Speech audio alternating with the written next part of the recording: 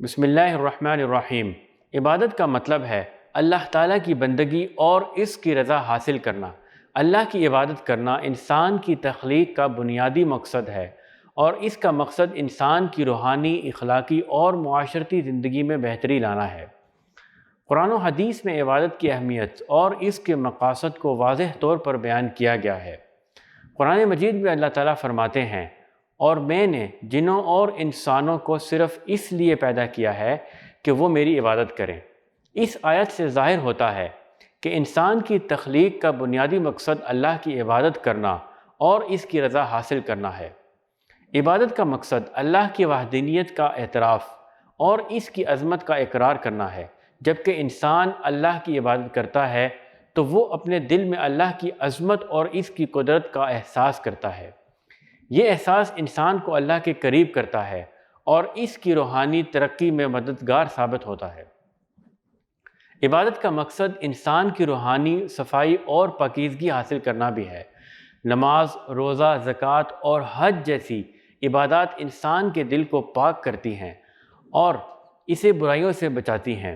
قرآن مجید میں اللہ تعالیٰ فرماتے ہیں، بے شک نماز بے حیائی اور برے کاموں سے روکتی ہے۔ نماز کے ذریعے انسان کے دل کو تقوی اور اللہ کا خوف پیدا ہوتا ہے جو اسے گناہوں سے بچاتا ہے۔ عبادت کا مقصد اللہ کی رضا حاصل کرنا اور اس کی محبت کو پانا ہے۔ جب انسان اللہ کی عبادت کرتا ہے تو وہ اللہ کی قربت اور اس کی رضا حاصل کرتا ہے۔ نبی کریم حضرت محمد صلی اللہ علیہ وسلم نے فرمایا، اللہ تعالیٰ فرماتا ہے، میں نے اپنے بندے کے لیے وہ چیزیں تیار کر رکھی ہیں جو کسی آنکھ نے نہیں دیکھی، کسی کان نے نہیں سنی اور کسی دل پر اس کا خیال بھی نہیں گزرا۔ عبادت کے ذریعے انسان کو یہ احساس ہوتا ہے کہ وہ اللہ کا محتاج ہے اور اس کی مدد کے بغیر کچھ نہیں ہو سکتا۔ یہ احساس انسان کے دل میں عاجزی اور انکساری پیدا کرتا ہے جو اس کی روحانی ترقی کے لیے ضروری ہے۔ عبادت کا مقصد انسان کی اخلاقی تربیت کرنا بھی ہے۔ نماز، روزہ، زکوٰۃ اور حج جیسے عبادات انسان کو صبر، استقامت، دیانتداری اور انصاف جیسے اخلاقی اقدار سکھاتے ہیں۔ نبی کریم صلی اللہ علیہ وسلم نے فرمایا، روزہ ڈھال ہے، جب تم میں سے کوئی روزے سے ہو تو نہ فحش کلامی کرے اور نہ شور و شغب، اور اگر کوئی اسے گالی دے یا اس سے جھگڑا کرے تو کہہ دے میں روزے سے ہوں۔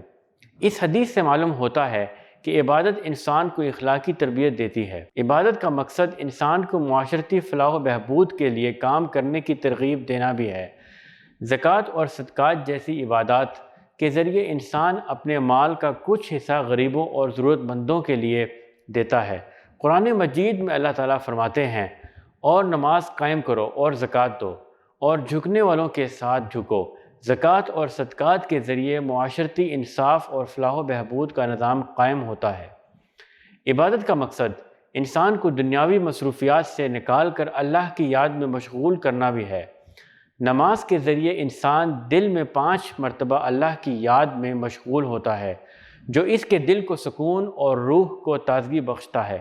قرآن مجید میں اللہ تعالیٰ فرماتے ہیں، بے شک دلوں کا اطمینان اللہ کی یاد ہی میں ہے۔ عبادت کا مقصد انسان کی زندگی کو اللہ کے احکامات کے مطابق گزارنے کی تربیت دینا بھی ہے۔